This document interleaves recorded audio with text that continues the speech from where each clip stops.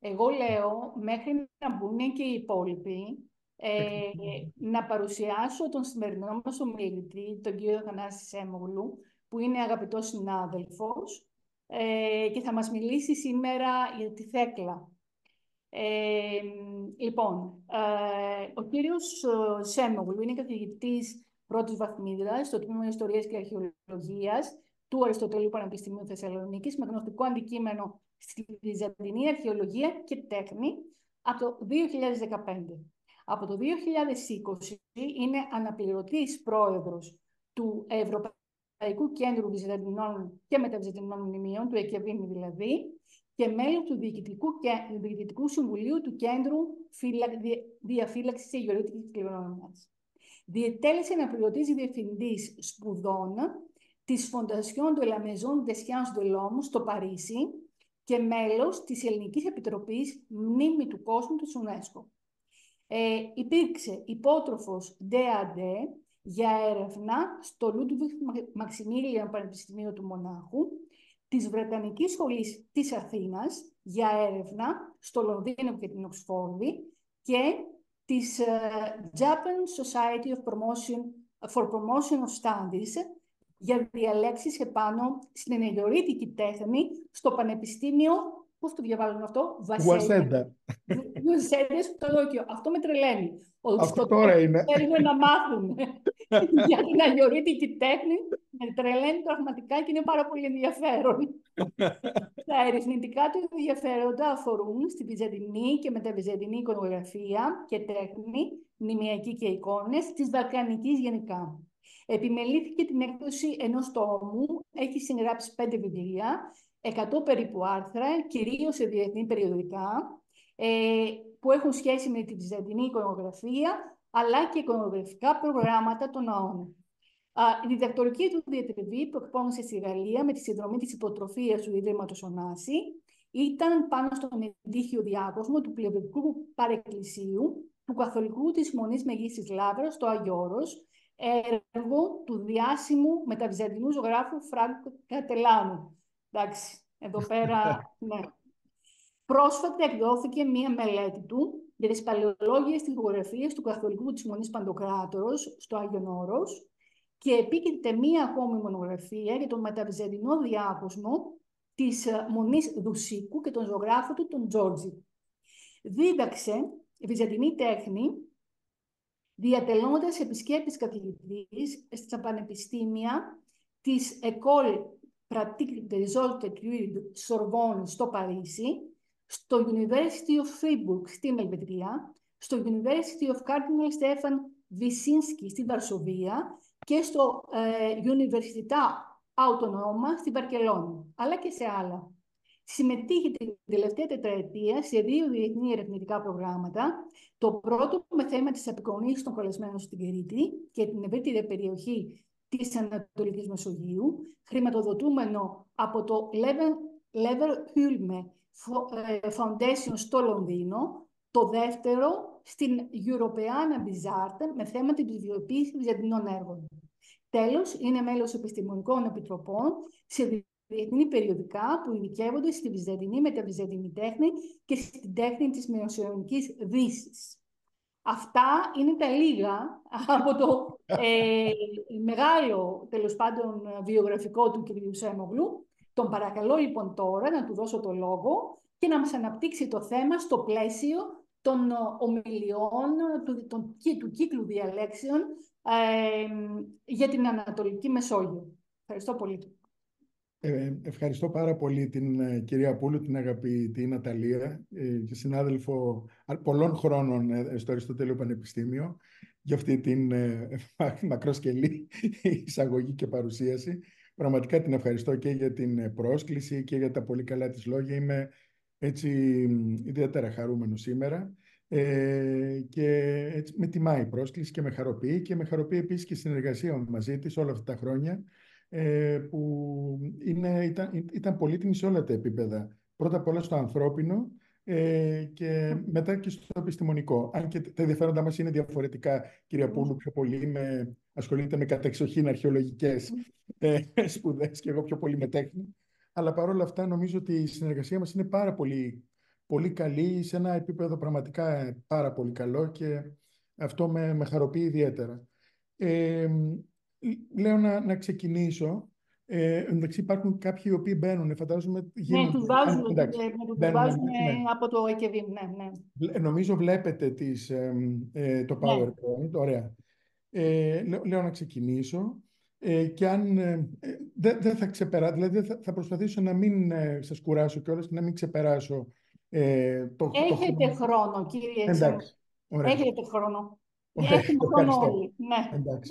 Λοιπόν, ναι, είναι γνωστή έτσι, η ιστορία της Τέκλας, όπως καταγράφεται και στα κείμενα, δηλαδή στις πράξεις του Παύλου και της Τέκλας, που είναι ίσως και το αρχαιότερο ή ένα από τα αρχαιότερα γνωστά χριστιανικά κείμενα, που η Εκκλησία βέβαια χαρακτηρίζει ως απόκρυφα. Και μάλιστα είναι ένα βιβλίο, ένα κείμενο που σηματοδοτεί και μία μετατόπιση, σηματοδοτεί τη μετάβαση από την αρχαιότητα, από τα πρότυπα της αρχαιότητας, σε μια νεότερη εποχή, και ανοίγει, θα λέγαμε, και νέους δρόμους γενικότερα για τις ζωές πολλών γυναικών εκείνη την περίοδο. Και ίσως και γι' αυτό το λόγο και η Θέκλα είναι μακράν η πιο δημοφιλής Αγία των πρώτων χριστιανικών αιώνων. Οικουμενικά, δηλαδή σε όλη την έκταση της αυτοκρατορίας. Και βέβαια ειδικότερα στην περιοχή της Ανατολικής Μεσογείου. Και θα έλεγα είναι όχι θα έλεγα, το λέει η Άβεριλ Κάμερον, όχι εγώ, είναι δημοφιλέστερη ακόμη και από την ίδια την Παναγία. Τουλάχιστον μέχρι τη Σύνοδο της Εφέσου, μέχρι το 431.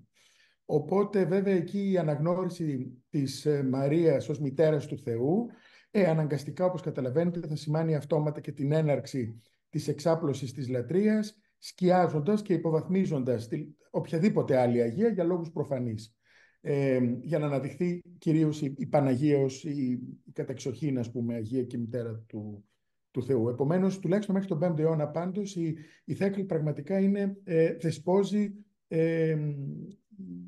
είναι εξαιρετικά δημοφιλής και δεσπόζει σε όλη την περιοχή της Ανατολικής Μεσογείου, αλλά και στη Ρώμη, και μάλιστα έτσι φαίνεται πως είναι εξαιρετικά δημοφιλής ακόμη και στην Δυτική και Κεντρική Ευρώπη. Βρίσκουμε ανάγλυφά της ακόμη και στην περιοχή της Γιουτλάνδης, στη Δανία, που είναι σε υπέρθυρα, ας πούμε, που είναι πραγματικά έτσι, σπάνιο και ιδιαίτερο.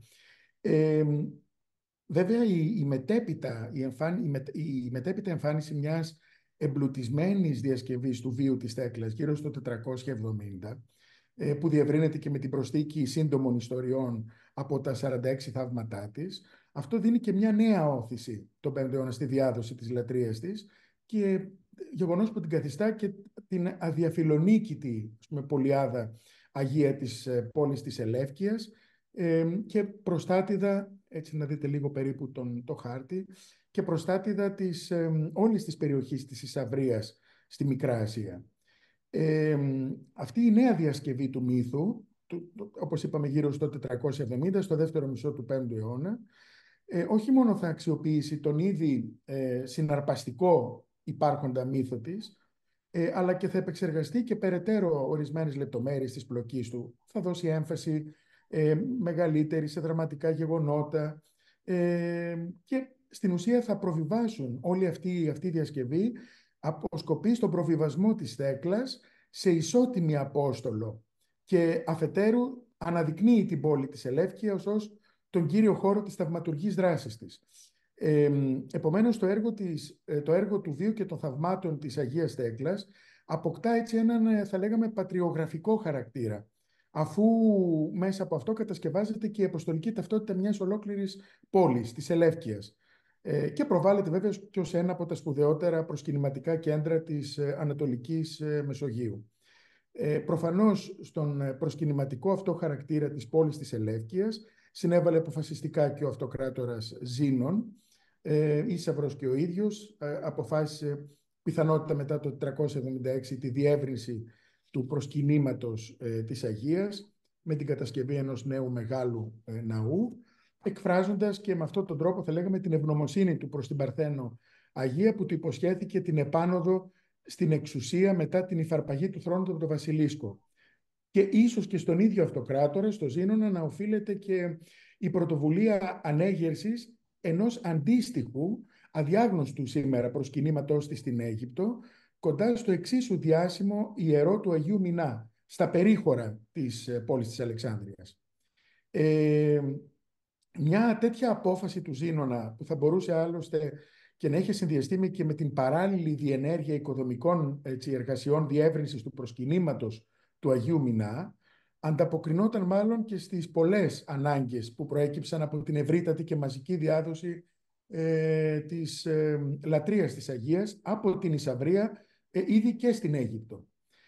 Το παραπάνω γίνεται έτσι αισθητό από τα πολλά επιγραφικά και αρχαιολογικά δεδομένα στην περιοχή. Για παράδειγμα, στα τελευταία δεδομένα συγκαταλέγονται αυτές οι καταπληκτικές παραστάσεις που τις γνωρίζετε της Αγίας στα μαυσολεία της Ειρήνης που βλέπετε εδώ και της Εξόδου στο Μπαγκαουάτ, στην νεκρόπολη του Μπαγκαουάτ στην Αίγυπτο, αλλά και το πλήθος των πύληνων ευλογιών και φιαλιδίων με κέντρο παραγωγής τους, το βλέπετε εδώ, με κέντρο παραγωγής τους στο προσκύνημα του Αγίου Μινά, που φέρουν σε αρκετές περιπτώσεις τις απεικονίσεις της στέκλας Αντμπέστιας, δηλαδή στα θηρία, όπως βλέπετε στα δεξιά.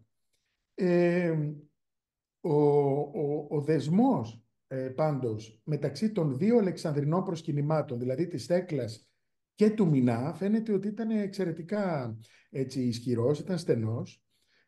Ενδεικτικό αυτού του στενού δεσμού ανάμεσα στα δύο Αλεξανδρινά προσκυνήματα Μινά και Θέκλας είναι και το μαρμάρινο ανάγλυφο του Αγίου Μινά, που προέρχεται πιθανότατα από τη μονή της Αγίας Θέκλας στο Ένατον, κοντά στην Αλεξάνδρεια, αυτό που βλέπετε, χρονολογείται τον 5ο μάλλον αιώνα και φυλάσσεται σήμερα στο Ελληνορωμαϊκό Μουσείο της πόλης. Ο Άγιος εικονίζεται νεαρός, όπως βλέπετε, δεόμενος, αυστηρά μετοπικός, με χλαμίδα ανάμεσα σε δύο καμήλες. Αντίστοιχα σε αυτή την μαρμάρινη απεικόνηση, έχω τη γνώμη ότι μια συμμετρική ανάγλυφη παράσταση της Θέκλας ανάμεσα στα λιοντάρια θα πρέπει να αναζητηθεί και στο αντίστοιχο προσκύνημα του Αγίου Μινά. Μια ιδέα για το πώς θα ήταν αυτό το ανάγλυφο αυτού του είδους μας δίνει ένα ελεφαντοστό που ανακαλύφθηκε πρόσφατα στη Λαοδίκια της Φρυγίας από τον Σίμψε Γενέρ, από έναν Τούρκο που κάνει ανασκαφές εκεί, και το οποίο με βάση τα αρχαιολογικά δεδομένα τοποθετήθηκε μεταξύ του 5ου και του 6ου αιώνα. Το ελεφαντοστό, το οποίο εικονίζει την Αγία με τοπική, δεόμενη, ενδεδειμένη με ημάτιο να στέκεται κάτω από ένα κοιονοστήρικτο τόξο, ανάμεσα σε δύο λιοντάρια, φαίνεται να αντιγράφει μια εικόνα, μάλλον, από το προσκύνημα ίσως της Ισαβρίας ή και της Αλεξάνδρειας, και μάλιστα και σύμφωνα με τον ανασκαφέα που το δημοσίευσε λίγα χρόνια πριν, δηλαδή τα τελευταία 5-6 χρόνια νομίζω. Εάν επαληθευτεί αυτή η υπόθεση, ότι έχουμε να κάνουμε σε αυτό το ελεφαντοστό ένα αντίγραφο μιας μεγάλης προσκυνηματικής εικόνας, ή ότι το ελεφαντοστό αυτό μπορεί να μεταφέρθηκε στη Λαοδίκη από κάποιον προσκυνητή ή προσκυνήτρια του προσκυνήματος της Αγίας στη Μικρά Ασία ή του προσκυνήματος και στην Αλεξάνδρεια, τότε ίσως έχουμε να κάνουμε με ένα ακριβές αντίγραφο της αρχικής ανάγλυφης εικόνας της Αγίας Θέκλας, που θα κοσμούσε αντίστοιχα και το προσκύνημα του Αγίου Μινά. Ενισχυτικό του συσχετισμού του αναγλύφου με εκείνο του Αγίου Μινά είναι και το παράδειγμα από το ξύλινο χτένι από την Πανόπολη της Αιγύπτου, το Άχμιμ, σήμερα στο Kaiser Friedrich Museum στο Βερολίνο, με κοινό στοιχείο αυτό το κοιονοστήρικτο τόξο που εδράζεται σε επίσης, όπως βλέπετε, στρεπτούς κοιονίσκους και πλαισιώνει τις απεικονίσεις. Αυτή η παραπάνω υπόθεση επιβεβαιώνεται και τόσο από την κοινή εικονογραφική δομή του εν λόγω έργου με το ανάγλυφο του Αγίου Μινά, όσο και λόγω της χρονικής τους εγκύτητας. Έτσι λοιπόν μπορούμε να δούμε σε αυτά τα δύο έργα τις αντίστοιχες προσκυνηματικές εικόνες που υπήρχε το ένα αντίστοιχα του Μινά στο προσκύνημα της Θέκλας και της Θέκλας στο προσκύνημα του Μινά. Τώρα, όσον αφορά τη σύνταξη του βίου και των θαυμάτων της Αγίας, αυτή είπαμε ότι ολοκληρώνεται περί το 470 στη Σελεύκεια, στη βάση βέβαια του απόκριφου και πολύ δημοφιλούς κειμένου του 2ου αιώνα, του αρχικού των πράξεων του Παύλου και της Θέκλας. Το έργο, ο συγγραφέας του οποίου είναι ανώνυμος, παρά το γεγονός ότι οι αντιγραφείς του χειρογράφου το αποδίδουν σε κάποιον βασίλειο, ίσως τον βασίλειο έναν επίσκοπο της Ελεύκειας. Αυτό το έργο αποτελείται από 2 μέρη. Το πρώτο αφηγείται το βίο της Θέκλας, ενώ το δεύτερο συγκεντρώνει, όπως είπαμε και πριν, 46 ιστορίες, κάθε μία από τις οποίες αντιστοιχεί και σε ένα θαύμα της Αγίας. Δηλαδή εμπλουτίζεται και θα έλεγα ότι αν ήμασταν και στη σημερινή εποχή θα μπορούσε να γίνει ακόμη και ένα είδος σύριαλ, ας πούμε, με τα θαύματα της Αγίας σε κάθε σειρά. Σε αυτή την επεξεργασμένη νέα εκδοχή, γιατί πρόκειται για μια νέα εκδοχή του 5ου αιώνα, του βίου της Αγίας, το τέλος της μεταπλάθεται με τέτοιο τρόπο ώστε να κρατά σε αγωνία τον αναγνώστη. Υποσχόμενο μάλιστα και νέες δραματικές ιστορίες και συναρπαστικές αφηγήσεις με όχημα την εξιστόρηση των θαυμάτων της. Και μάλιστα έχει ενδιαφέρον ότι στο τέλος της διήγησης η Θέκλα δεν πεθαίνει, δηλαδή αφήνει ανοιχτό ίσως και για μια τρίτη συνέχεια, που δεν έρχεται βέβαια ποτέ, που δεν έχουμε, καθώς μπαίνει ζωντανή μέσα στο βράχο ενός σπηλαίου, ο οποίος ανοίγει για να την υποδεχθεί, σύμφωνα με το θέλημα του Θεού. Και αυτό βέβαια υπόσχεται και νέα θαύματα μετά το θάνατό της, αυτού του είδους, μετά μάλλον την εξαφάνισή της στη γη της Ισαβρίας. Προφανώς αυτή η διασκευή και η επαναδιαπραγμάτευση του βίου της Αγίας, που εμπλουτίζεται και με τη συλλογή των θαυμάτων της, μαρτυρεί και την υψηλή, και προκαλείται βέβαια και από την υψηλή δημοφιλία της κατά την ύστερη αρχαιότητα, αλλά το παραπάνω φαίνεται να υπαγορεύεται και από έναν σημαντικότερο λόγο, ο οποίος συνοψίζεται στην αναγκαιότητα του προβιβασμού της πόλης της Ελεύκειας σε μια αποστολική πόλη, ώστε να συγκαταλεχθεί και αυτή στο πάνθεον των υπόλοιπων αποστολικών πόλεων, όπως είναι η Έφεσος, για παράδειγμα, του Θεολόγου, η Ταρσός του Παύλου και η Σελεύκεια, έτσι γίνεται η πόλη της Θέκλας. Επομένως, κατά κάποιο τρόπο αναδεικνύεται αυτή η ιερή ιστορία και στο πλαίσιο αυτής της ιστορικής προσκυνηματικής γεωγραφίας των πόλεων της χριστιανικής Ανατολής. Αυτό υπηρετούν και η μετάπλαση του τέλους του βίου της, η εξαφάνισή της μέσα στη γη της Ελεύκειας και τα θαύματά της σε αυτήν. Επομένως, θα συμφωνήσουμε με αυτή την άποψη του Fitzgerald Johnson Scott, ο οποίος έγραψε για τη Θέκλα και για την τέχνη, ας πούμε, της Αγίας στην ύστερη αρχαιότητα, και ο οποίος χαρακτηρίζει, περισσότερο βέβαια ασχολήθηκε με τον βίο της, δηλαδή ως φιλόλογος, ο οποίος χαρακτηρίζει τα θαύματα της Αγίας ως ένα πατριογραφικό, όπως είπα πριν, έργο, με την έννοια ότι η Θέκλα θέτει τη Σελεύκεια και όλη την περιοχή της Ισαβρίας υπό την άμεση προστασία της, αφού αποτελεί και την πρωταγωνίστρια του ιδρυτικού μύθου της πόλης. Και σε αυτό το νέο πλαίσιο εντάσσεται και η αναβάθμιση της Αγίας από πρωτομάρτυρα και σύντροφο του Παύλου σε μαθήτριά του και εις Απόστολο. Αυτή η συνεχής αναβάθμιση που τελικά επιτελείται τον 5ο αιώνα με το έργο του βίου και των θαυμάτων της. Και ακριβώς λόγω αυτών των νέων χαρακτηριστικών που της αποδίδει το κείμενο του βίου και την εξαφάνισή της βέβαια στη γη της Ελεύκειας και τη θαυματουργή της δράση στον ίδιο χώρο, η Θέκλα συμπυκνώνει τις ιδιότητες 2 ιδιαίτερα προσφυλών στον κόσμο της ύστερης αρχαιότητας αλληγοριών, της γης και της τύχης.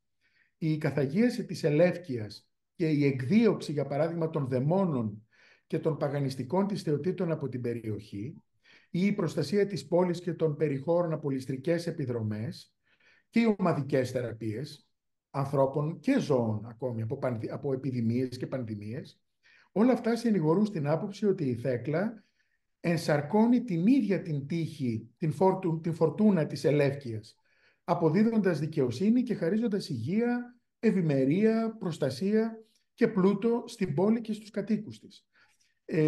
Έχει ενδιαφέρον ότι η φιλοτέχνηση της εικόνας της Αγίας μετά την εγκατάσταση της Αγίας στη Ελεύκεια και η μετέπειτα αποστολή του έργου αυτού, της εικόνας δηλαδή, στους αυτοκράτορες, όπως μας αναφέρει το κείμενο, που δημοσιεύει ο Νταγκρόν, στο παράρτημα του βίου της Αγίας, συνιστά, η φιλοτέχνης της εικόνας αυτής συνιστά και την τελική επικύρωση του ρόλου της ως πολιάδας Αγίας. Και αυτό είναι πάρα πολύ σημαντικό. Είναι αλήθεια ότι οι πολυάριθμες απεικονίσεις της γυμνής ή μη γυμνής Αγίας, με αποκαλυμμένα τα στήθη της, όπως βλέπετε σε αυτό το καταπληκτικό ανάγλυφο στο μουσείο, στο Brooklyn Museum στη Νέα Υόρκη, ή με πλούσια κοσμήματα, όπως εδώ σε αυτό το κιονόκρανο από τα Άδωνα που φέρει τέλος πάντων αυτό το μενταγιόν, ή και με στεφάνι στο χέρι, περιβαλλόμενοι από αυτό και πλαισιωμένοι από λιοντάρια και άλλα ζώα, εκτός από την προφανή εικόνα του μαρτυρίου της στην Αντιόχεια και των πολλαπλών θαυματουργών της διασώσεων, μπορούν ταυτόχρονα να αντιπαραβληθούν και με το γνώριμο εικονογραφικό θέμα των προσωποποιήσεων της γης, όπως απαντά για παράδειγμα σε πλήθος μοσαϊκών δαπέδων και υφασμάτων. Σας δείχνω για παράδειγμα αυτό το κοπτικό ύφασμα, το υπαριθμόν 2363 της συλλογής του Ερμητάζ στο Λένιγκραντ, πλέον Πετρούπολη, όπου βλέπετε το συσχετισμό της γης με το θέμα του Σταυρού, που είναι τέτοιος ώστε ακόμη και αν απουσιάζει από την παράσταση στο χριστιανικό περιεχόμενο, η όλη απεικόνιση, σε συνδυασμό μάλιστα και με τη συμμετρικά διατεταγμένη συνοδεία από τα ηλουροειδεία, ανακαλεί κατά κάποιο τρόπο έτσι, συνεκδοχικά και αυτόματα παραστάσεις του μαρτυρίου της Αγίας εν μέσω των λεόντων, ακόμη και αν πρόκειται, όπως είπαμε, για μια απεικόνιση της γης, για μια συμβολική έτσι, απεικόνιση. Πάντως πρέπει να πούμε ότι αυτός ο λαϊκός, ο πάντιμος χαρακτήρας, η μαζικότητα δηλαδή της λατρείας της Αγίας, αλλά και η οργάνωση του βίου της σε αυτοτελή επεισόδια, με ένα πλούσιο σκηνοθετικό και σκηνογραφικό ενδιαφέρον, αλλά και με ένα ιδιαίτερα συμβολικό φορτίο, έρχονται σε ηχηρή αντίθεση με την παντελή, σε κάποιες περιπτώσεις, απουσία επαρκών εικονιστικών τεκμηρίων. Και για τον λόγο αυτό επεχείρησε και στο βιβλίο που έβγαλε για τη Θέκλα πριν κάποια χρόνια, αλλά και σήμερα θα προσπαθήσω να αντιστοιχίσω στοιχεία και επεισόδια του βίου και των θαυμάτων της με ένα πλούσιο, κατά τη γνώμη μου, εικονογραφικό υλικό της ευρύτερης περιοχής της Ανατολικής Μεσογείου, δίνοντας βέβαια ιδιαίτερη έμφαση κυρίως σε αυτό της Αιγύπτου, η ερμηνεία ή οι ερμηνείες του οποίου ήταν είτε ανύπαρκτες είτε εξαιρετικά αδύναμες. Δηλαδή θα προσπαθήσω να ενισχύσω το συσχετισμό αυτών των εικονογραφικών θεμάτων με το επεισόδια του βίου της. Σε αυτή την αναζήτηση βέβαια της πρώιμης εικονογραφίας της Θέκλας, θα ακολουθώ αναγκαστικά τις θεμελιώδεις, κατά τη γνώμη μου, δομές του μύθου της, όπως πλέκεται στην αναλυτική εξιστόρηση του βίου, όπως είναι η υποδειγματική σχέση της μαθητείας της με τον Απόστολο Παύλο, ο οποίος την εισάγει και στη νέα ζωή και στο χριστιανισμό δηλαδή. Είναι η ηρωική πράξη της αυτοβάπτισής της ως σφραγίδα της λύτρωσης και βέβαια το αμαρτύριά της. Αυτοί είναι οι τρεις θεμελιώδεις δομές του μύθου της Θέκλας. Και μάλιστα ξεκινώ αμέσως με την πρώτη, αυτή με την εικόνα της Θέκλας στο παράθυρο, όπως αναφέρεται στο βίο, στο εικόνιο, καθυλωμένη από τα λόγια του Θεσπέσιου Παύλου και απορροφημένη από τη διδασκαλία του Αποστόλου, ξεκινάει η ιστορία του βίου της. Στο τρίτο κεφάλαιο, στο βίο και θαύματα, μάλιστα δύο παρομοιώσεις, η μία από τις πράξεις του Παύλου και της Θέκλας και η άλλη από το βίο και τα θαύματα, περιγράφουν έτσι με ένα γλαφυρό τρόπο την έλξη και την προσήλωση της νεαρής Παρθένου στη διδασκαλία και το κήρυγμα του Παύλου. Στις απόκριφες πράξεις, μάλιστα, του Αποστόλου η Θέκλα παρομοιάζεται με μια έτσι αράχνη σκαρφαλωμένη στο παράθυρο ή κατά μια άλλη πιο πιστική, κατά τη γνώμη μου, εκδοχή, με το θύμα που παγιδεύεται στον ιστό της, σύμφωνα με μια άλλη μετάφραση αυτού του χωρίου, ενώ στο βίο της τα λόγια του Παύλου που τη μαγνητίζουν και την καθυλώνουν στο παράθυρο του σπιτιού της συγκρίνονται με τα αδαμάντινα καρφιά. Δηλαδή δείχνει ακριβώς τον ισχυρό λόγο του κηρύγματος του Παύλου που την κάνει να σταματήσει να εγκαταλείψει τα πάντα και να ακολουθήσει τον Παύλο. Η συνέχεια της ιστορίας αποκαλύπτει μια υποδειγματική αφοσίωση έναν θείο έρωτα, έναν άρρηκτο δεσμό πίστης της Θέκλας απέναντι στον δάσκαλό της, τον Απόστολο Παύλο. Η ρυψοκίνδυνη συνάντησή της με τον Παύλο και η συνέχιση της διδασκαλίας του μέσα στη φυλακή στο Εικόνιο, η απόφαση της Θέκλας να εγκαταλείψει την πόλη της και να τον συνοδεύσει, αφού κόψει μάλιστα και τα μαλλιά της, η αναγώνια αναζήτησή της να το συναντήσει μετά το θρίαμβο επί του μαρτυρίου της στην Αντιόχεια και η ομολογία πίστης της στα Μύρα με την αναγνώριση του Παύλου ως δασκάλου και διαμορφωτή της πίστης της και της ζωής της, νομίζω περιγράφουν με πιο εύγλωτο τρόπο, που θυμίζει λίγο, όπως είπαμε, και ένα είδος σειράς τηλεοπτικής μεταφοράς, σενάριο, περιγράφουν αυτή την προσήλωση της μάρτυρας του θείου έρωτα στον κορυφαίο Απόστολο. Εδώ σας δείχνω ένα παράδειγμα της Θέκλας που ακριβώς επαναλαμβάνει αποτυπώνει την εικονογραφία της, να παρακολουθεί μέσα από την οικία τον Παύλο διδάσκαλο, σε αυτό το ελεφαντοστό έργο του 5ου μάλλον αιώνα στο British Museum, και για μία πάρα πολύ ενδιαφέρουσα, διατηρημένη αποσπασματικά, μνημιακής όμως κλίμακας τοιχογραφία, που ανακαλύφθηκε στο λεγόμενο σπήλαιο της Εφέσου, που χρονολογείται επίσης μεταξύ 5ου και 6ου αιώνα, σύμφωνα με τους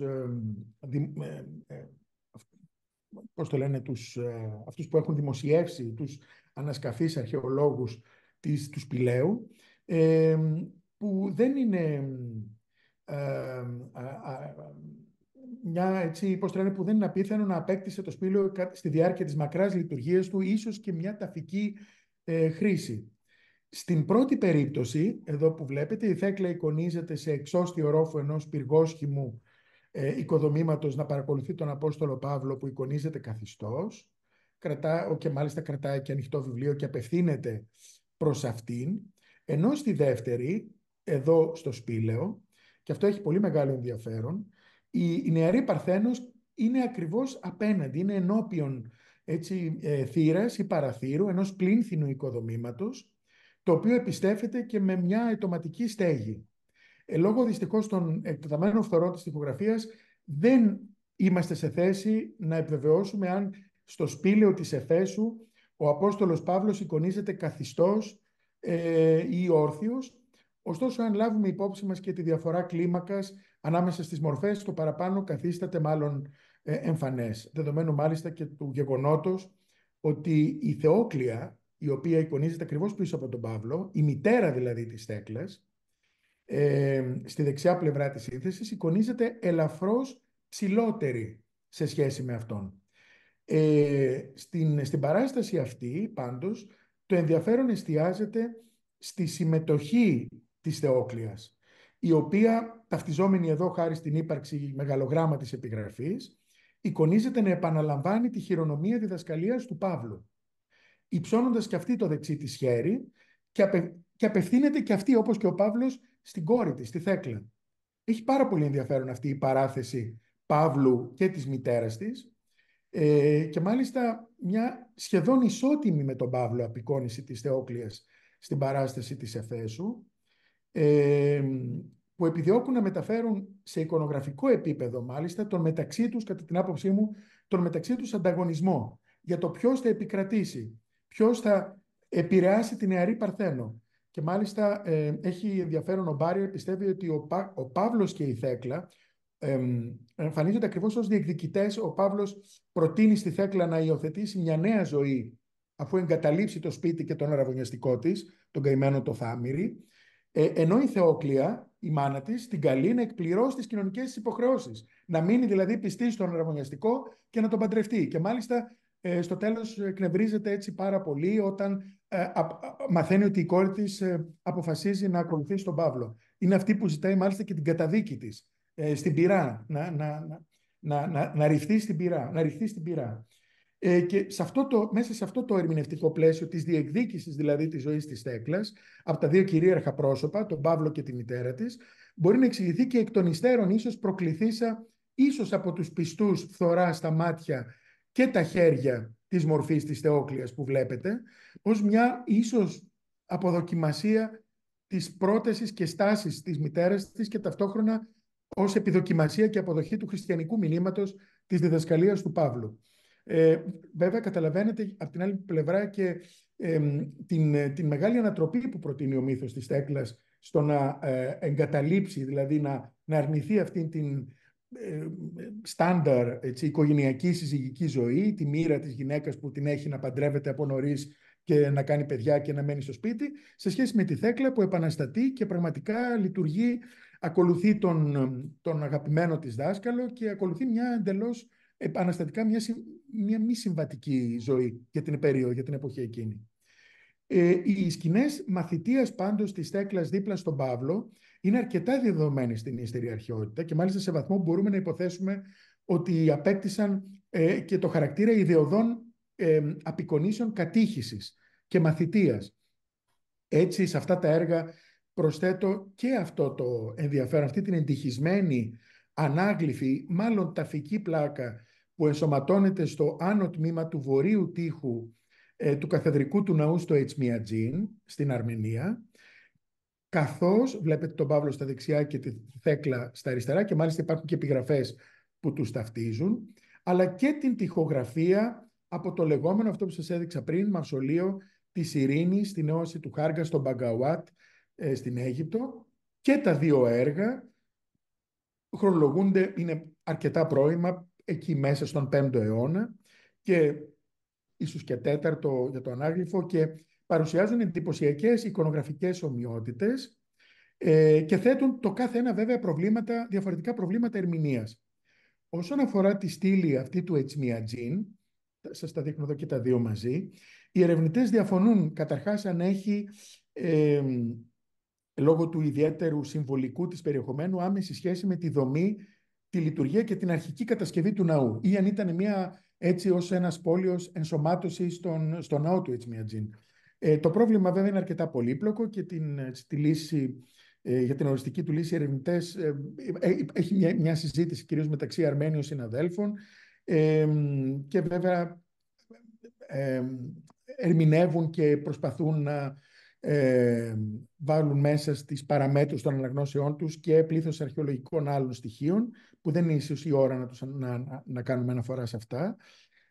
Ωστόσο, πρέπει να πούμε ότι η ευρεία διάδοση της λατρείας της Θέκλας και στην Αρμενία, μετά τη μετάφραση του κειμένου των απόκριφων πράξεων του Παύλου και της Θέκλας από ένα συριακό μάλλον πρωτότυπο κείμενο, ήδη από τον 5ο αιώνα, όπως έδειξε αναλυτικά η Ιταλίδα συνάδελφος η Βαλεντίνα η Καλτσολάρη, φαίνεται να μην αντανακλά μια ξαφνική διείσδυση της λατρείας, αλλά αποδεικνύει ότι η Αγία δεν θα ήταν άγνωστη προηγουμένως στην ευρύτερη περιοχή της Αρμενίας. Παρά το γεγονός βέβαια ότι ακόμη δεν έχουμε εντοπίσει άλλη παράσταση της Θέκλας στην περιοχή. Πάντως το σχήμα του Ετσμιατζίν, το εικονογραφικό σχήμα του αναγλύφου του Ετσμιατζίν που βλέπετε πάνω αριστερά, ακολουθεί με τον καθιστό Παύλο και η τοιχογραφία στο μαυσολείο της Ειρήνης στο Μπαγκαουάτ, με κάποιες βέβαια διαφορές. Η Θέκλα στη μία περίπτωση είναι όρθια, η άλλη καθιστή. Ο Παύλος στα δεξιά και η Θέκλα στα αριστερά. Πάντα στην περίπτωση του Ετσμιατζίν εικονίζονται καθιστοί σε σκύμποδες. Η Θέκλα κρατά γραφίδα με το ένα χέρι και πινακίδα με το άλλο, την οποία ακουμπά στο γόνατο, ενώ ο Παύλος τίνει στο μαυσολείο της Ειρήνης το δεξί του χέρι προς τη μαθήτριά του, φέροντας κάλαμο και με το άλλο ένα μελανοδοχείο. Το επεισόδιο μάλλον εικονογραφεί μία σκηνή διδασκαλίας, όπως εύκολα μπορεί κανείς να συμπεράνει από την απεικόνιση των συνέργων γραφής, αλλά και συνολικά από τις τάσεις και κινήσεις των προσώπων.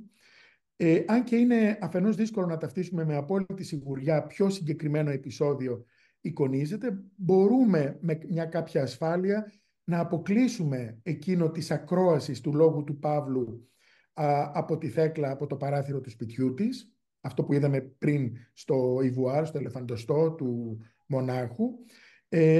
Από την άλλη πλευρά, αυτή η αντοπή απεικόνισή τους, το γεγονός ότι και οι δύο κάθονται, για παράδειγμα, στο μαυσολείο της Ειρήνης σε σκύμποδα, αλλά κυρίως και η πλούσια ξανθιά κόμη της στο Αιγυπτιακό μνημείο, παραπέμπουν μάλλον στο επεισόδιο της συνάντησης των δύο τους εντός της φυλακής στο Εικόνιο.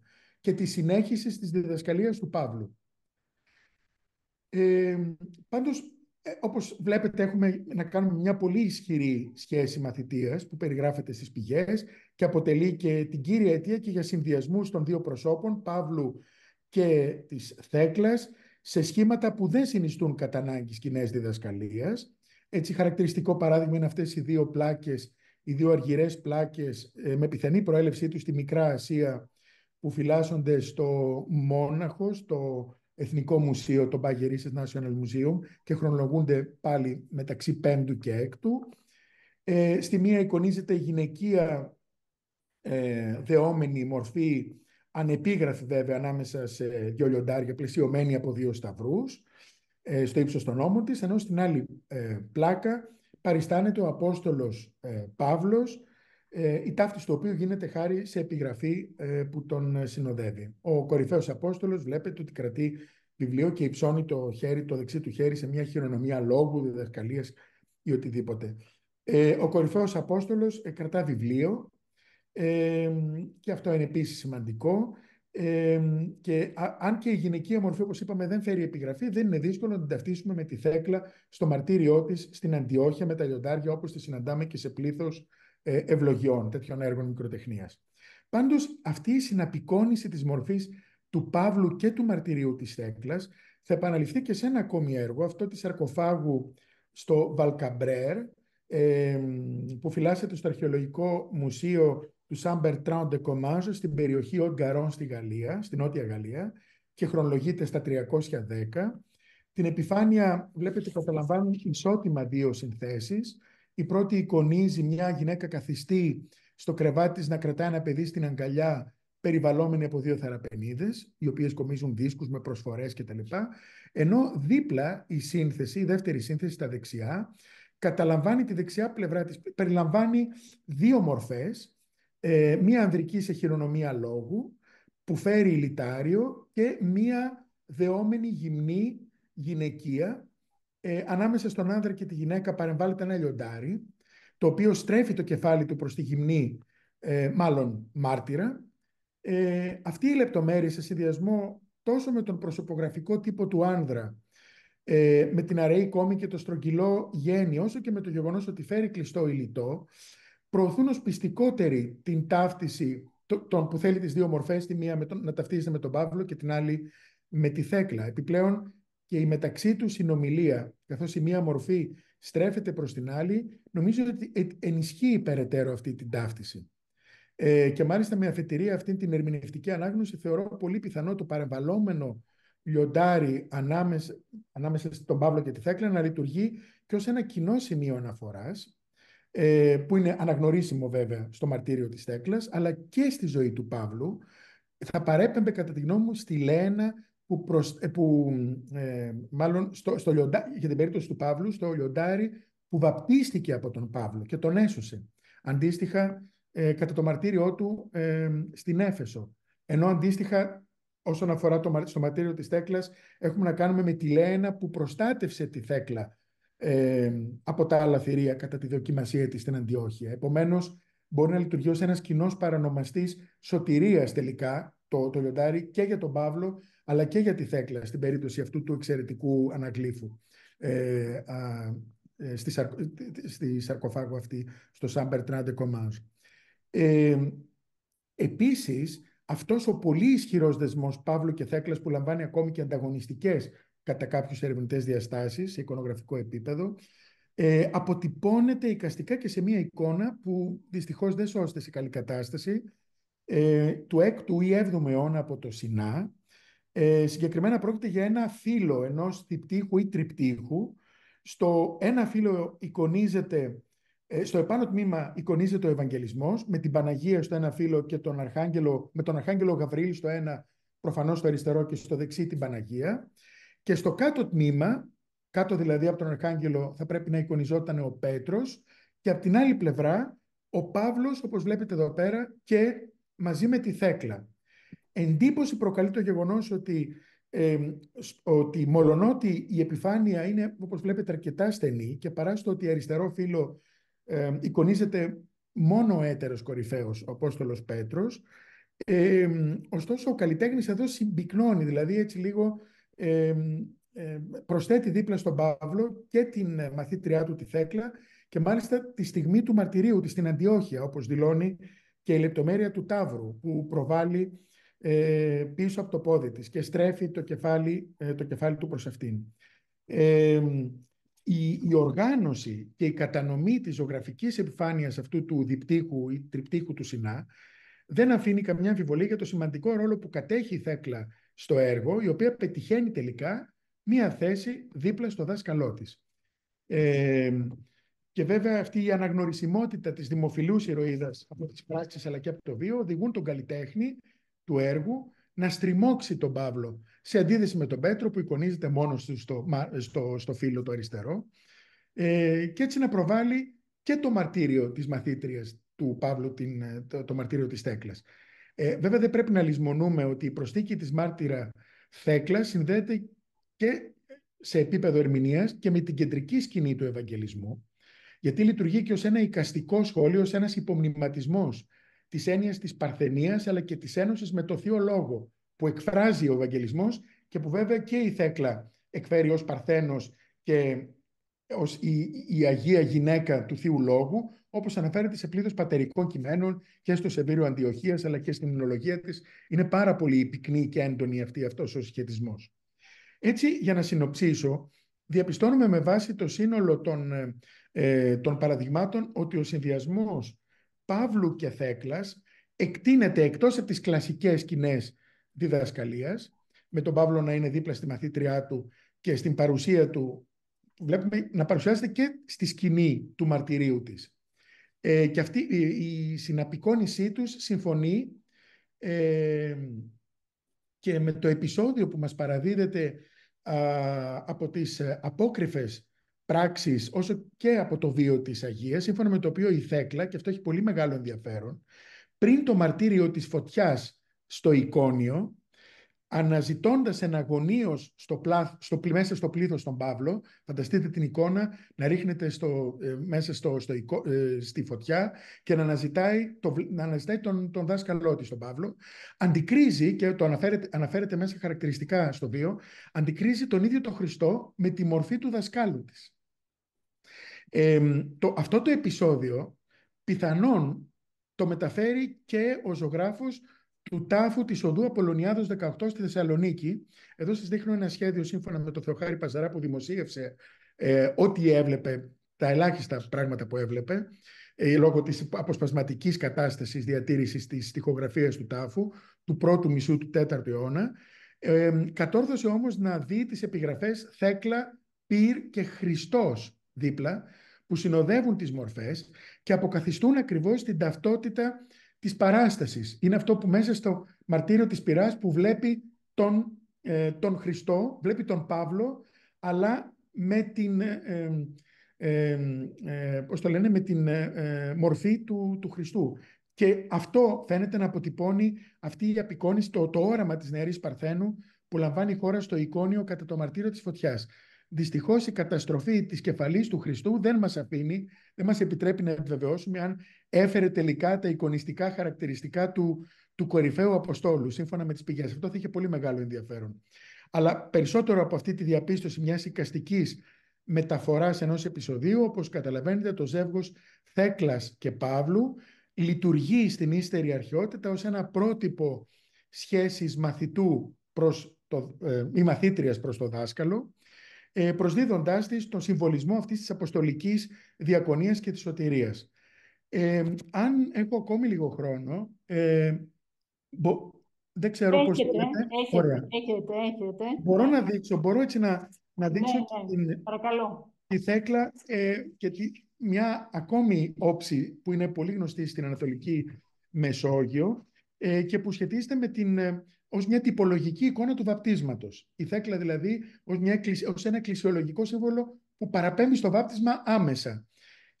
Γιατί σύμφωνα με τις απόκρυφες πράξεις, και αυτό έχει πολύ μεγάλο ενδιαφέρον του Παύλου και της Θέκλας, αλλά και το βίο της, η Θέκλα κατά τη δοκιμασία της στην Αντιόχεια, που πλέον εκεί περνάει μια άλλη δοκιμασία που ρίχνεται στα λιοντάρια και τα λοιπά, δεν την τρώνε και μετά τη ρίχνουν σε ένα όριγμα με νερό για να τη φάνε οι άγριες φώκες, τα άγρια κήτη, σε μια κολυμβήθρα, όπου εκεί η Θέκλα βέβαια αποφασίζει να πέσει από μόνη της σε αυτό το όριγμα, ώστε να απελευθερωθεί από το φόβο του μαρτυρίου της απέναντι στα αγριότερα θηρία της αρένας, και έτσι κατά κάποιο τρόπο προσεύχεται στις απόκρυφες πράξεις και βουτάει, μπαίνει στο νερό, και μάλιστα λέει, και αυτό είναι πολύ σημαντικό, εν το ονόματι Ιησού Χριστού υστέρα ημέρα βαπτίζομαι.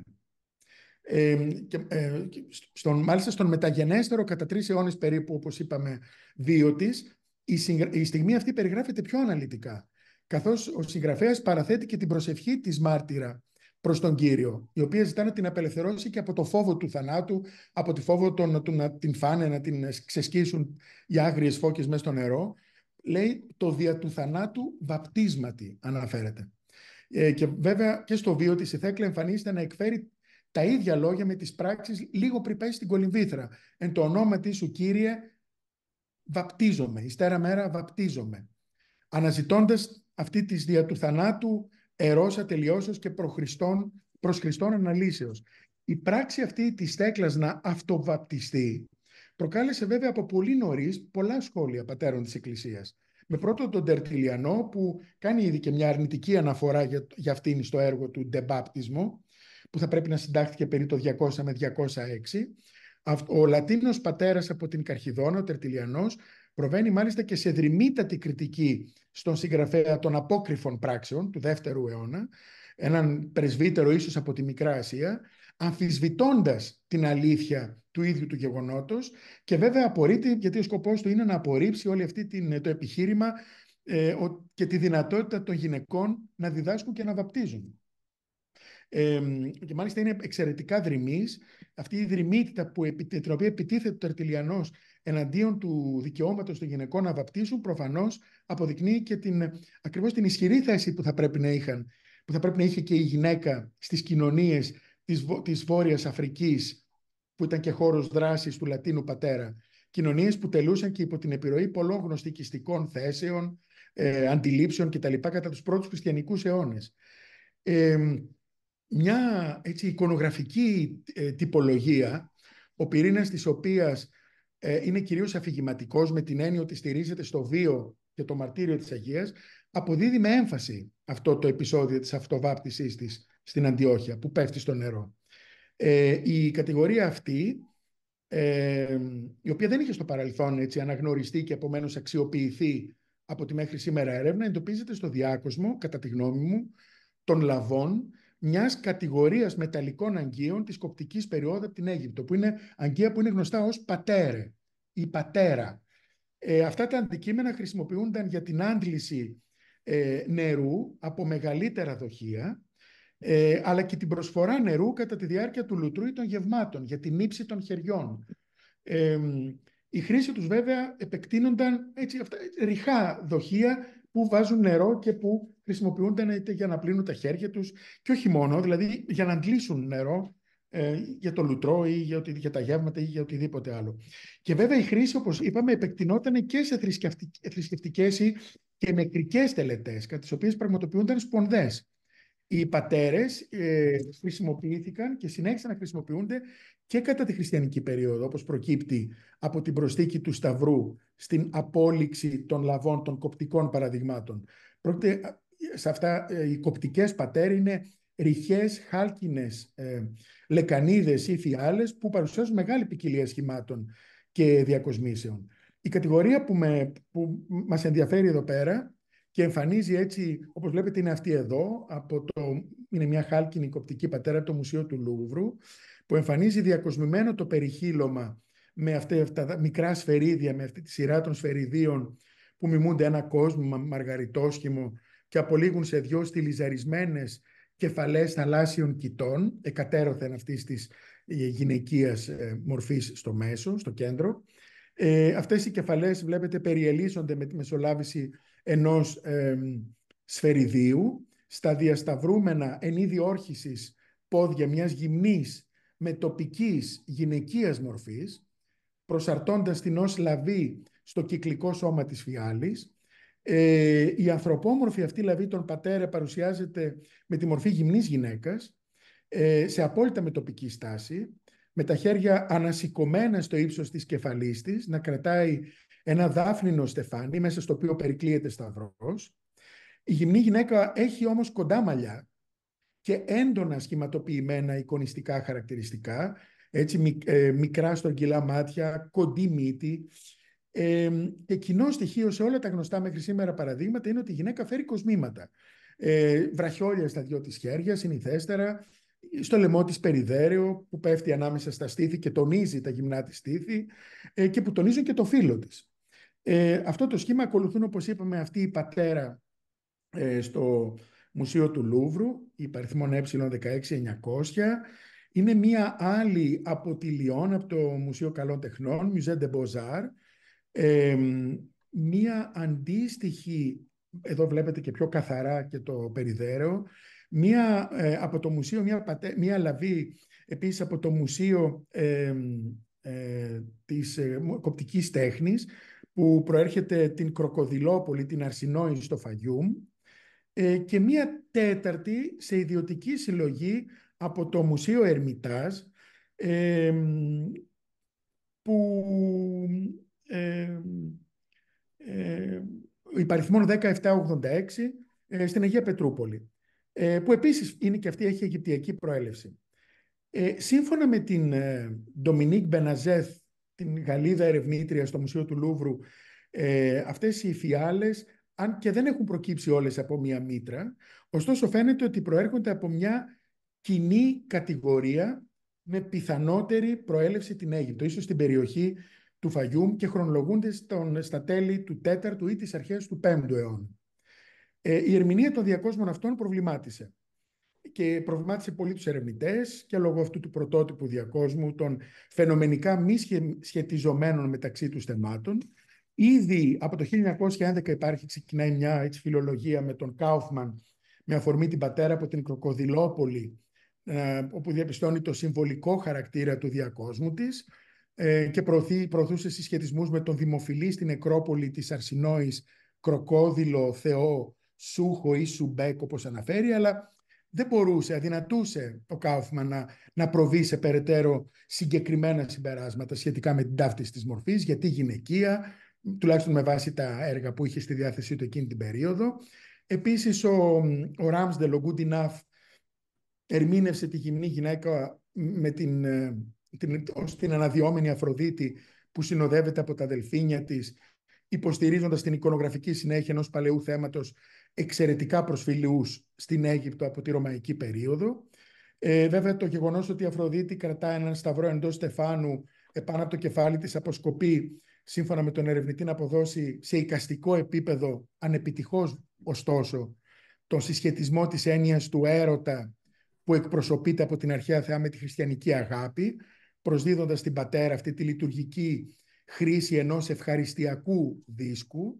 Μια άποψη ενδιαφέρουσα, αν μάλιστα λάβει κανείς υπόψη ότι οι αγάπες, αυτά τα χριστιανικά γεύματα που συμβόλιζαν τον εν μέρει και το μυστικό δείπνο, χωρίς να αντικαθιστούν όμως αυτόν το ρόλο της Θείας Ευχαριστίας, παρόλο που περιλάμβαναν την ευλογία του άρτου και την πράξη της αρτοκλασίας, ήταν αρκετά προσφυλή στις ασκητικές κοινότητες του κοινοβιακού μοναχισμού της Αιγύπτου τον 4ο αιώνα.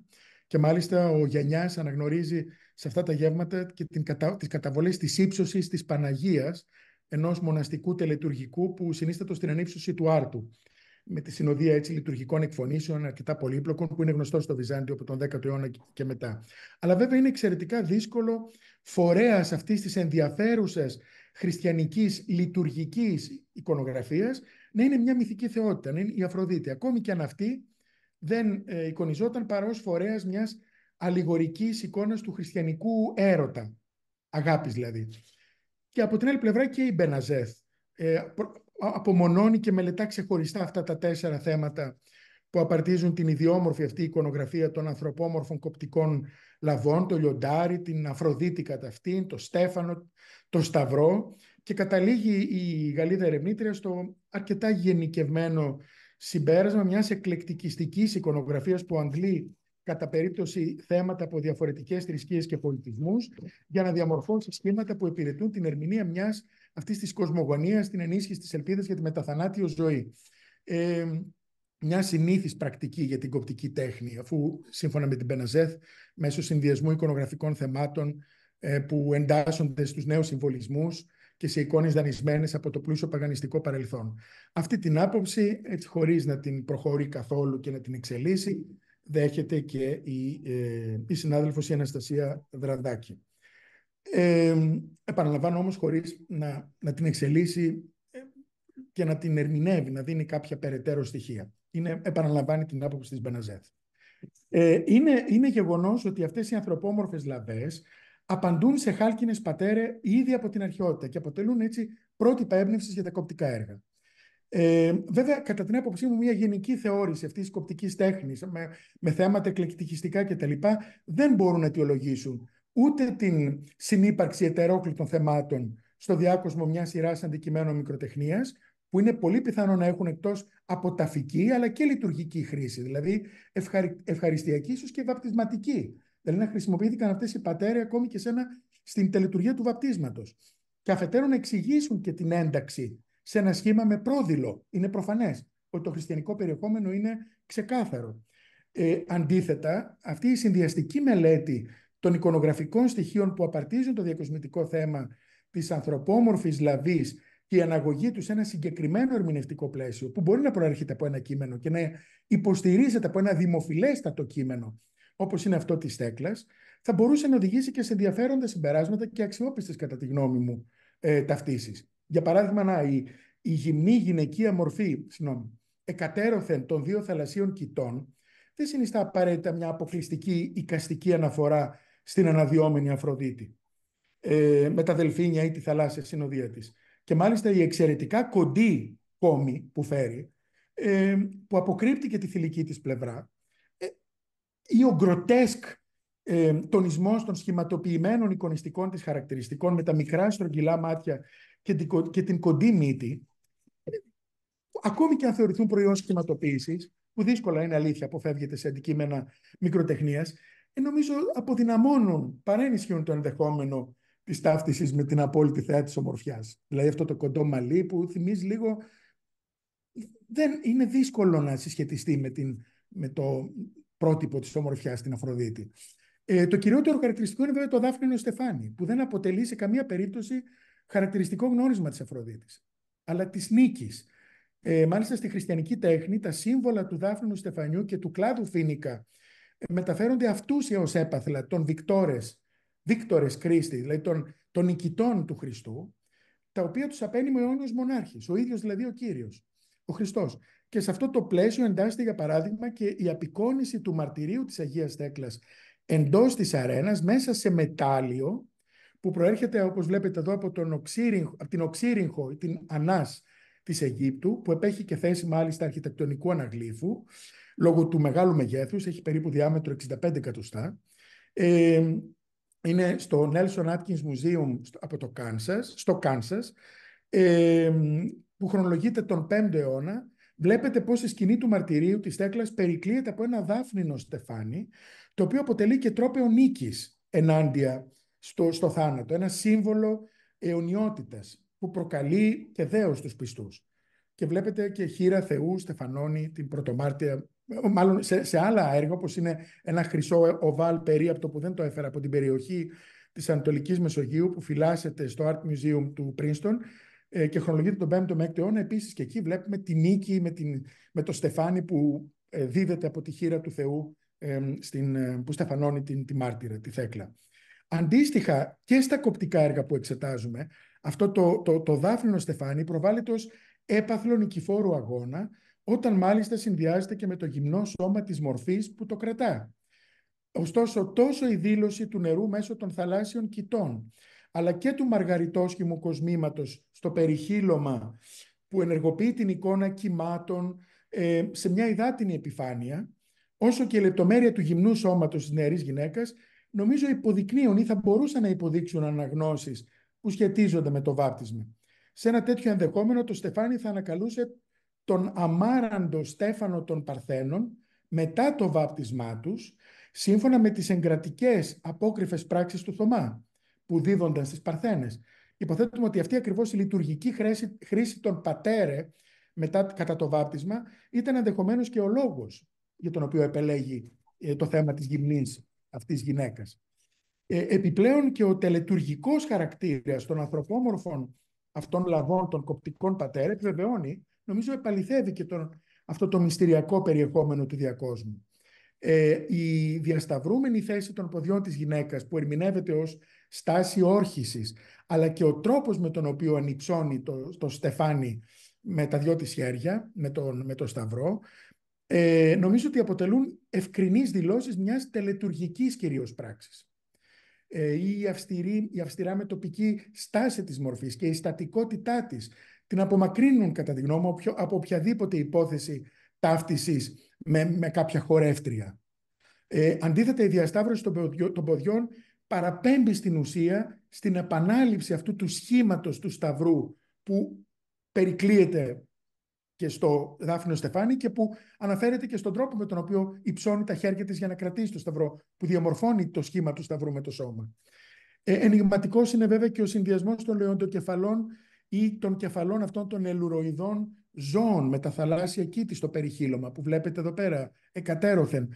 Εάν όμως ο λειτουργικός χαρακτήρας των πατέρε μπορεί να υποστηρίξει μία εικονογραφία με συγκεκριμένους συμβολισμούς τελετουργικού περιεχομένου και δεδομένης της χριστιανικής ταυτότητας του διακόσμου, με κυρίαρχο το θέμα του σταυρού εντός της Δάφνης Στεφάνης, τότε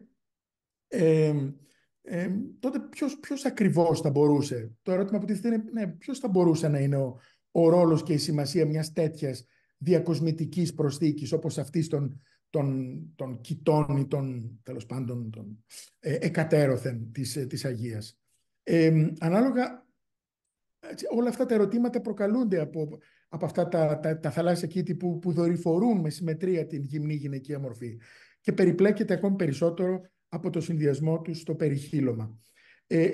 Και επαναλαμβάνω ότι η γραπτή πηγή που θα μπορούσε να προσφέρει μια απόλυτα ικανοποιητική ερμηνευτική πρόταση για το σύνολο των στοιχείων, σε μια ολιστική ερμηνεία, είναι ο βίος της Θέκλας, όπως διατυπώνεται και από τα δύο κείμενα, και από το πρόαιμο των πράξεων και από το μεταγενέστερο των βίων.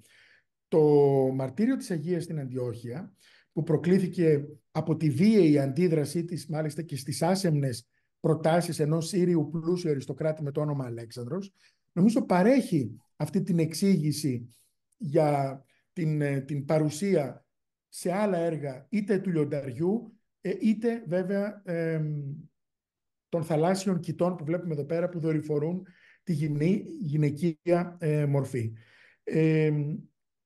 Συνεπώς, είτε είναι λιοντάρια είτε σε άλλες περιπτώσεις σε λαβές λιχναριών είτε αυτών των πατέρε, των τελετουργικών πατέρε, θα μπορούσε, όπως είπαμε, να ανακαλεί αυτόματα τη θαραλέα απόφασή της να πέσει στη δεξαμενή με τις φώκες και να αυτοβαπτιστεί και μάλιστα να τις κρατήσει και τις φώκες σε μια απόσταση, δηλαδή τελικά να μην κατασπαράξουν το σώμα της και να διασωθεί αλόβητο μέσα στη δεξαμενή.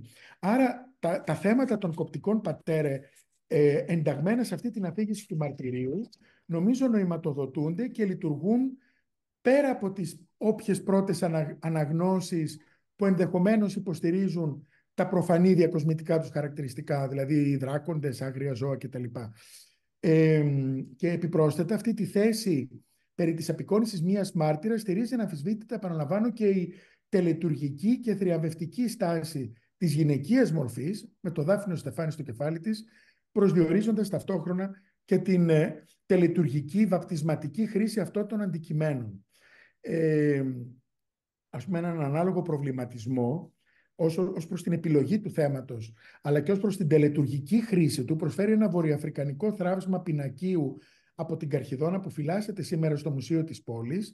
Στο θράψμα εικονίζεται μία με τοπικά εικονιζόμενη γυμνή μορφή, με τα πόδια σταυρωτά, σε στάση όρχησης. Η κόμη της συγκρατείται με έναν πέπλο, στοιχείο που μας σωθεί να υποθέσουμε ότι πρόκειται πιθανότατα για γυναίκα. Ένα τμήμα του μαφορείου της διακρίνεται περασμένο στο δεξιό της ώμο και στο αριστερό χέρι.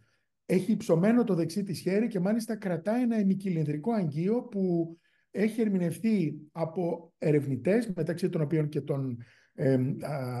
αυτόν το δημοσιεύσαντα αυτό το μνημείο, τον Μπεζαουί, ως μια πατέρα. Και βέβαια τη μορφή πλαισιώνουν διάλυθη λατινική, έτσι σταυρή στο άκρο της κατακόρυφης κεραίας των οποίων κάθονται αντοπά δύο πουλιά. Νομίζω ότι κανείς δεν μπορεί να αμφισβητήσει τη θέση που διατυπώθηκε, ούτε έχουμε να κάνουμε με την απεικόνιση ενός ή μιας καλύτερα μάρτυρα, που εξήλθε νικητής ή νικήτρια από το μαρτύριο. Εάν ευσταθεί η υπόθεση περί του γυναικείου φύλου της εικονιζόμενης μορφής, τότε η εν λόγω μάρτυρας συγκεντρώνει πολλές πιθανότητες να είναι η Παρθένος από το εικόνιο. Μεταξύ άλλων και λόγω της ευρείας διάδοσης εικονογραφίας της στη βορειοαφρικανική κεραμική, που τη γνωρίζουμε και από άλλα έργα. Μάλιστα η γυμνή όψη της μάρτυρας, σε συνδυασμό και με την πατέρα που κραδένει έτσι με το δεξί της χέρι ως αναγνωριστικό σύμβολο της ταυτότητάς της, συνιστούν και σαφείς εικαστικούς υπενιγμούς στο κορυφαίο επεισόδιο της βάπτισης, της αυτοβάπτισής της, αλλά και γενικότερα στην έννοια της βάπτισης. Και μάλιστα μια τέτοια έτσι, ερμηνεία θα ευθυγραμμιζόταν απόλυτα με εκείνη που μόλις προτείναμε για τον διάκοσμο στις κοπτικές πατέρε, και θα αναδείκνει την Αγία Θέκλα ως ένα τυπικό εικονογραφικό σύμβολο της βάπτισης για την ευρύτερη περιοχή της Αιγύπτου και της Βορείου Αφρικής. Νομίζω ότι δεν θέλω να σας κουράσω περαιτέρω. Θα σταματήσω εδώ. Το σύνολο αυτών των έργων νομίζω ότι συμπληρώνει την εικόνα της δημοφιλίας της Αγίας στην Αίγυπτο, της πρωτομάρτυρας, της πρωτομάρτυρα Θέκλας, η λατρεία της οποίας διαδίδεται σε μια ευρεία κλίμακα με γοργούς ρυθμούς, και μάλιστα η πράξη της αυτοβάπτισής της ως μια θριαμβευτική κατάληξη του μαρτυρίου φαίνεται ότι ενέπνευσε αυτή τη λαϊκή φαντασία στις κοινότητες της Αιγύπτου και όχι μόνο, και τροφοδότησε την τέχνη με νέα σχήματα, τα οποία όμως παρέμειναν, από ό,τι φαίνεται με βάση την εικονογραφική μελέτη αυτών των πρώιμων έργων, περισσότερο ως τοπικά ιδιώματα, αλλά που μας δίνουν τον πλούτο και την δημοφιλία της Αγίας. Νομίζω ότι... Ναι, εδώ θα σταματήσω δείχνοντάς σας μια Αιγυπτιακή πύληνη ευλογία φιαλίδιο από το μαρτύριο του Αγίου Μινά, γι' αυτό βλέπετε ευλογία του Αγίου Μινά, με το μαρτύριο όμως της Θέκλας, που δηλώνει ακριβώς και τη σχέση των δύο μαρτυρίων. Σας ευχαριστώ πολύ. Νομίζω έχω ξεπεράσει... Ναι, κατά πολύ το χρόνο, ζητώ συγγνώμη που σας κούρασα. Όχι. Λοιπόν, εμείς ευχαριστούμε πάρα πολύ για την πάρα πολύ αυτή ενδιαφέρουσα παρουσίαση, κύριε Σέμογλου, από τη Θανάση.